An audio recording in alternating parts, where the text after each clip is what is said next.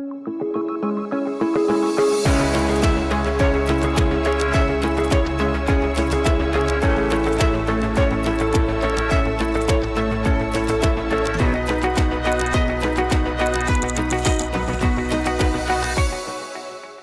I'm Lisa. And I'm Alana. And we are co-founders of The Gut Stuff, and we're here today with Symprove's Gut Matters series.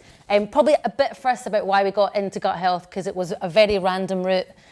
Basically, we were DJs living quite a hedonistic lifestyle, and we were asked to volunteer for twin research. Long story short, we sent our poo off in the post every day for 2 months, had a couple of colonoscopies, and we started The Gut Stuff because our pals were asking us basically why we were interviewing artists on the Brits red carpet one minute and at the University of Reading interviewing the head of probiotics the next. And we were like, just that gut stuff, just that gut stuff. And now here we are. In a nutshell, that's basically it. Yeah, you've got shorter over the years. That's the shortest I've ever done it. And we're here with Chloe Madeley and James Haskell today to talk about guts, basically. I mean, did you ever think this would be the route your career would take? Do I have to send my poo off in the post? Do you want to send your poo off in the post? Well, not again. Not again. That got me into trouble. There's a few court orders about that. As soon as you said it, I saw your eyes light up. I was like, this is where he's going to start. Oh, I'm that predictable, am I? Yeah, I've been really interested in gut health for about, let me think. So I got qualified like 9 years ago, and then I stumbled across someone called Rhonda Patrick, who you might have heard of, at Found My Fitness. And she talks a lot about gut health, and her big belief system is that everything in the human body starts and ends with the gut. And I got quite obsessed with it, but don't know nearly as much about it as I'd like to. So this is like really cool for me. Like working with Symprove is like a really, I didn't know, it's like quite flattering. Yeah. And I was a professional sportsman for a long period of time, and I think my mentality was always about trying to be the best version I could be. And I was very lucky to work with some fantastic nutritionists, Matt Lovell and Phil Lerney, to name a few. And one of the areas that I think a lot of people in the mainstream weren't looking at was their gut health and how that could help you. And obviously there's not that much research about it. It's still evolving. I think you were saying there aren't that many clinical studies that have been done. There's only a handful that I'm aware of. You guys probably know of more than me. Well, there wasn't before. But it's literally like 20 times more a year than when we started. Yeah, but a lot of them are quite specific. So obviously, some of the trials are, a lot of them pharmaceuticals. Yeah, I did one on exercise and on rugby players. We'll send you. Oh, specifically? Yeah, specifically rugby players. I've read a lot on exercise, and I'm sure we'll get into this, and the gut microbiome, but I didn't know there was one specifically about rugby. Told you I sent my poo off in the post, didn't I? Exactly. You all laughed at me. It's so funny, the line of questioning when people say we've done that, they're like, right, so logistically what happens? I'm like, no, literally in the post box. in the post box. Literally in the post box. No, I can totally. You don't crap in the post box, so you obviously have to put it in the pack. Yeah, just straight An ex-boyfriend. Set it on fire. Ring the doorbell. One for the research, my friend. So I basically, with this whole kind of thing, I started taking probiotics, and I sort of wanted to always build from, excuse the pun, the bottom up. I thought it was really important, and I noticed a massive difference in, the benefits for me. And then, we'll come on to it later, but I basically kind of had a bit of a meltdown about 6 months ago when I started doing my fighting training, and everything about my body was kind of falling apart. My immune system was getting hammered. I was tired. I was exhausted. So I went right back to the beginning, and I said to my nutritionist, right, get all my bloods done, get everything done. Let's look into a few things. And he said, right, what are you doing about your gut health? And I was like, well, to be honest, I haven't taken anything for a while. I haven't done anything. And Chloe, I talked about sort of gut health for a while, and I forced you to sort of take probiotics early, and you were much more religious. 5 years ago, you got me. I obviously have been quite on top of my nutrition always. Supplementation 5 years ago, I was still very on the fence about. Was it 6 years ago? Yeah, 6 years ago. I was kind of like, unless you really need it, and how much of it's really bioavailable in the body. So I was really kind of on the fence about it. And then James started basically, as a rugby player who's working with people like Matt Lovell, who's fantastic, was like, no, you train every day, babe. You got to get on top of it. Like, you can have the healthiest diet in the world, but if you're doing that to your body, you need to really be paying attention to it and doing all that you can. And so I started taking probiotics, and it was amazing. Within a matter of weeks, my whole body just started to react better. That meant I could train better. It meant I could recover better. And I've been like and that's when I started looking into gut health specifically, because that's where I saw the most improvements. Even things like fish oils, when I started taking them, I saw my gut health improve. And so I started doing loads of research on it, and that's why, as I said, full circle, I'm I think it's quite cool that we're here today. It's just amazing how much the gut affects as well. Like everything from sleep, Everything. which obviously impacts training, to hormones is a huge one. The links between gut health and hormones. And you know, we were the same as we started diving into it. We noticed such a big difference. And I think for you guys as well, because you're both so in tune with your bodies from a fitness aspect. A lot of people, the majority of the population, aren't in tune with their bodies as you guys are. What else do you do to keep fit and healthy, which in turn obviously affects your gut health? Or is there anything that you changed? It's probably a better question. When you started to find out about gut health, is there anything you changed? Well, so obviously I know just from doing, I did the Principles in Nutrition course, which is really basic, but it's enough to know that things like fibre and whole foods obviously are going to have a great impact on your gut. And obviously, you know, as soon as I started, it's really interesting actually, James and I were talking about this, is obviously the studies show that if you exercise and you train regularly and habitually, it can have an amazing impact on your gut microbiome, and you can actually start producing more good bacteria. And it's amazing if you look at I think the latest one was done in 2018, I think, the same group of adults who had such a great impact on their gut just by starting to exercise. Within a matter of weeks, when they went back to being sedentary, it had the reverse effect. For me, it's really important that when I increase my physical activity, I actually really make sure to increase the amount of attention I'm paying to my gut. But you found the opposite. Yeah, so you know, I go on holiday and I thought, you know, I'm going to take 10 days off and not do anything, put my feet up. And actually, I then noticed, you know, I got sort of a bit of heartburn. You know, I didn't feel that great.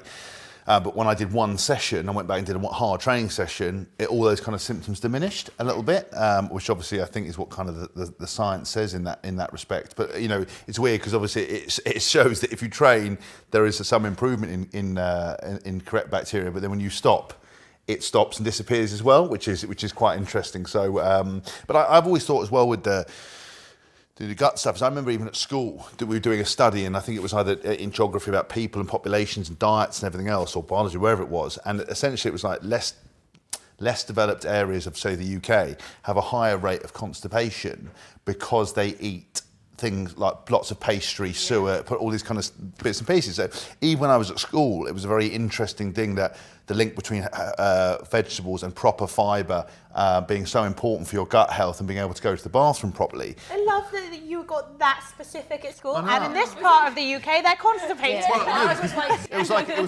Scotland, everyone was constipated. Exactly. Not one gram of fibre between the whole class. Because if you look at it, Scotland, everything was deep fried. Northern, everyone was in a pie, and in London, everything was in a vegan salad. So it's like, and then you go south, it was fish and chips. But it was interesting. And then, you know, when I started dating Chloe, you know, we talked all about tracking our food and tracking our diet. You know, for simplistic form, I was a performance athlete. Chloe was, you know, about aesthetics, a fitness model, and obviously had different goals. And I realised I was probably actually under eating. It's quite shocking when you start tracking what you do and realise you think you had a really healthy diet. My fats were through the roof, my protein was relatively low, my carbs were quite high. And then I would look at things like my fibre and stuff, and they were quite low. And Chloe always talked about protein being the priority and the next thing being fibre. So all those little considerations, and then you think, why are you eating fibre for your gut health? And you think, well, what am I doing about my gut, you know? And when you watch TV, you get sort of bombarded with all these different adverts. So good bacteria, bad bacteria, drink this, drink that. Yeah, but as well, like we all have quite a binary relationship with that. It's like, and even with food, it's like good foods, bad foods. And you'll know, coming from that world, like protein and like all the nonsense detoxes and cleanses and stuff, that's just nonsense, right? Absolutely. And we went on the cabbage soup diet pre-Magaluf 2005. We have done it all. And then remember that one? And then went to Magaluf and drank 400 litres of vodka. But it's like what you're saying about that people want to have a magic bullet and it doesn't exist. Or they want to be able to fix something that they've done, like the alcohol thing. There's a liver specialist called Gautam Mehta who is amazing. We've got him on our WhatsApp speed dial. I'm like, Gautam, how much red wine is too much? Like, you know, like, and he's like, but it's so true. Like, a certain amount of units will affect your gut permeability, maybe, but can you metabolize alcohol well?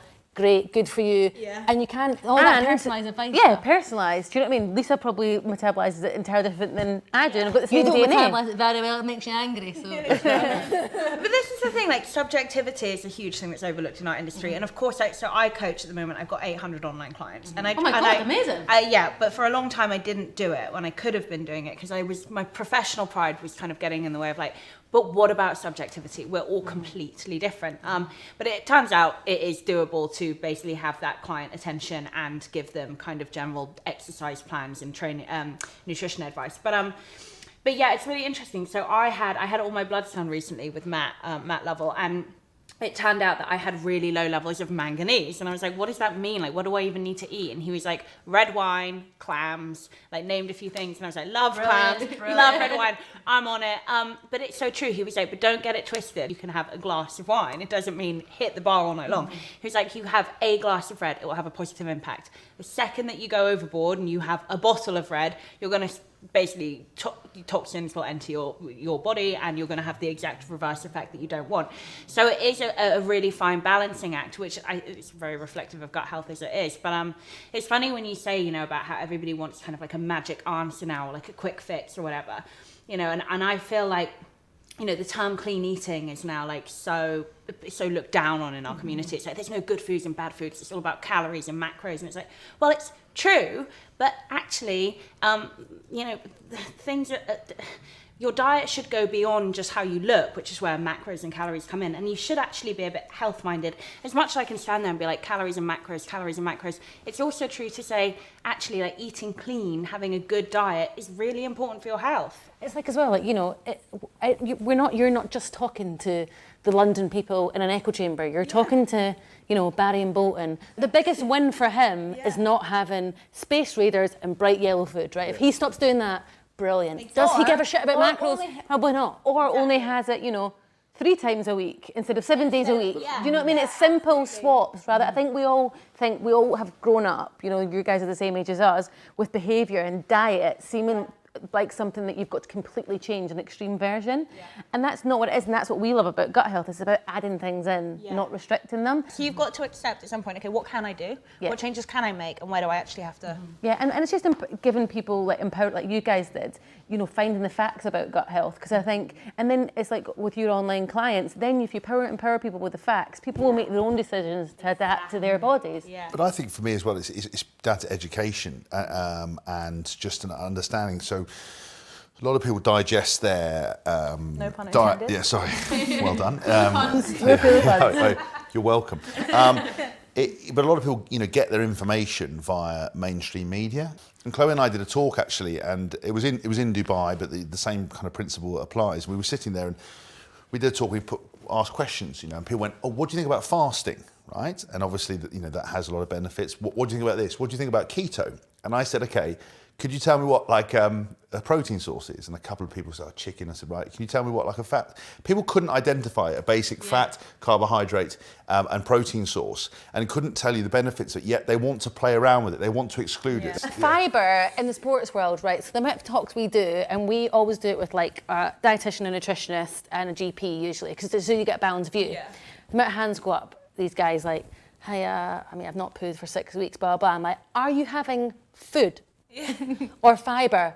Right, no, well, I have this protein shake and that protein shake, and that's what I have. And I'm like, well, there you go. You're like, and how do you find in the sports world that, because I think that's such a barrier to access with stuff like that, all the habitual stuff that people do and have isn't necessarily conducive to good gut health, like just loads of protein, loads even of like things. all the protein bars, the emulsifiers and preservatives and stuff in them. Yeah, we can have it. So I've always found with this that you know, people are inherently lazy. They want, you know, the path of least resistance, and what, you know, especially men. I think there's a bit of a case of like bigorexia. You know, men are really, everyone wants to get bigger. Professional sports players, especially rugby players, are looking guys like you. Yeah, meatheads like me are having an effect, and people want to get bigger. So I've often, because I took it really seriously, and you know, I would track my food, bring my own food in Tupperware, be a real kino in that respect.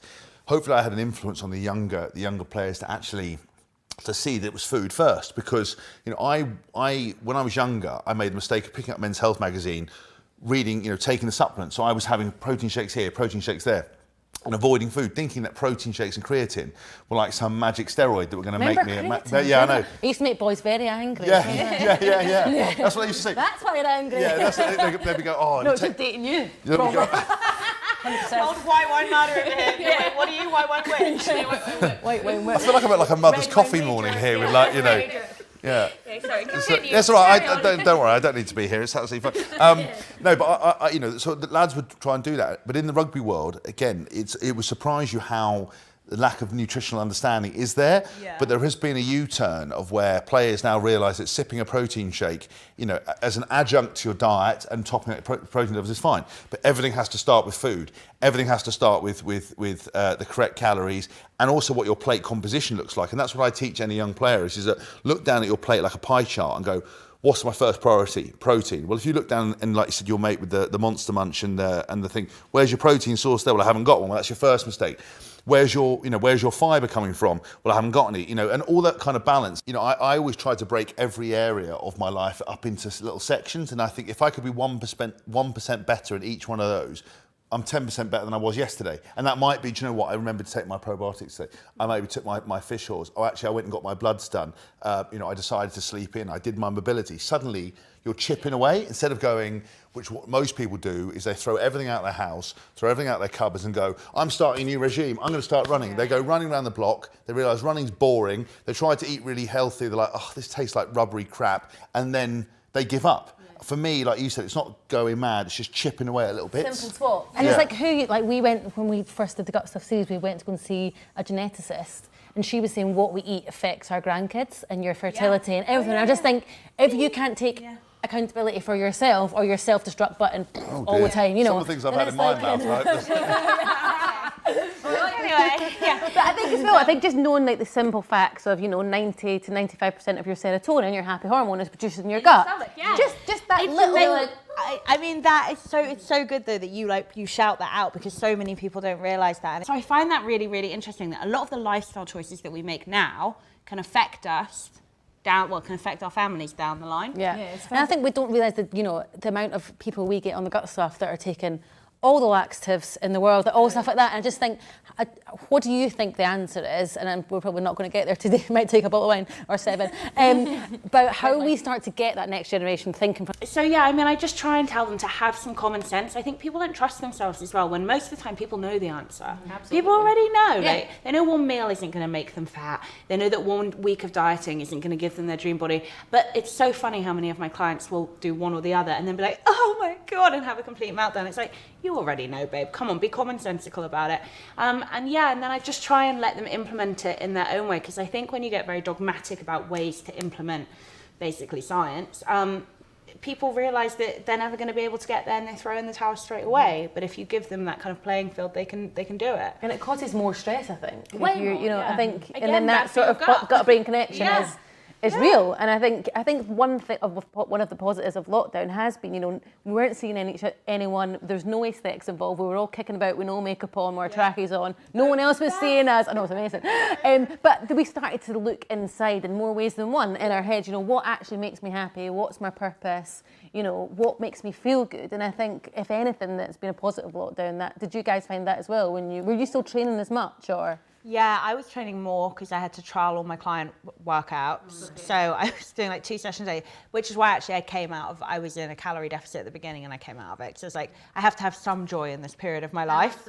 Everyone had to find something, and I was like making it even harder for myself by denying myself the fact that he was making frozen margaritas, and I was like, no thanks. Yeah. Mango ones. We should put Symprove in the margarita. We have anything gut health. We've tried it. It was like gin and kombucha. That'll do it. Try it. I think that's a really good Kefir pina coladas, guys. Tequila and Symprove is actually a thing. I mean, well, as soon it? as you said mango, I was like, Next clinical trial, does the alcohol kill the bacteria? Yeah, exactly. I'll pay good money for that trial. I think it would have to be in I think you'd have to be kind of teetering on drunk. Well, I don't know actually. Well, We do actually need to look to at get back that. onto topic. When I'm hungover, I swig it from the bottle. Just like anything to make you feel better. Any sort of hydration. Well, I remember back in the day, we used to go to Las Vegas a lot. I went 13 times, which is a bit excessive. And I wonder why. I've never been to Vegas. lovely music, love the desert air. Every time I watch it on Real Housewives of Beverly Hills, I'm like, I need to go. It's amazing. And we'd have a big night and all day, and you sort of go next morning, you'd be like, oh, what should I have for breakfast? I know. I'll have a cup of green tea because that'll fix everything. Yeah. It's amazing how you talk yourself into this stuff. Yeah. But I mean, lockdown for us was, obviously it's a bit of a difficult situation because people are losing their lives and businesses. That's, you know, my training kind of, I tore my pec just before I went into lockdown, preparing for my first kind of MMA fight. That fight got cancelled. I did all my rehab, but then my body slowly started to disintegrate while I was in lockdown, you know, just from doing more sitting. Even though I was still training, I wasn't as active, you know, I wasn't getting in the car and driving and going to do work stuff, which really kind of affected me. But we took things back to the beginning again, you know, just before lockdown. We had a sort of a full rebuild of our supplementation, of our diet, of our food, of our training. And again, lockdown for us was about a balance between enjoying ourselves, you know, without chastising, you know, each other for letting our hair down, but also trying to keep a routine. So when we wake up every morning, we sort of come down in the morning, you know, I start coughing, Chloe's like, Symprove, like, all right, but go to the thing, shot glasses like that, shot glasses, boom, I double up, smash it in, wait 10 minutes, go, okay, and then we make the coffees, then we start our day. But that's kind of a nice anchor. And in lockdown, a lot of people were sort of a bit rudderless, so we anchored ourselves down, and are relatively positive at the other side of it. I mean, we've got mega tans, which I'm quite impressed with. My hair, I've gone albino, which is fine. Yeah. So that's like us underneath all this mascara and eyebrows. Oh yeah, those blonde eyelashes. Oh yeah. It's not fun. He calls me the ghost, but anyway, sorry. My boyfriend calls me an amoeba. You know, like featureless thing.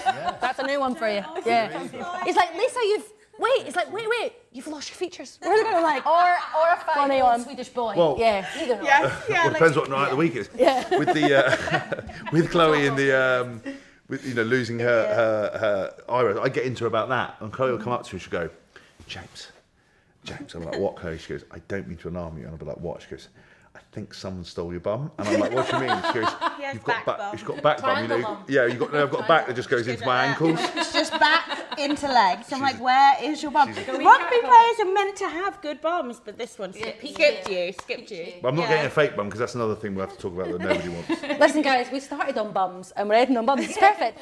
The only one last thing I wanted to ask you is, you know, when you get into gut health, you can become quite obsessed with it, and you obsessed with the first day, but you want to tell everyone about it. It's like the new dinner table conversation.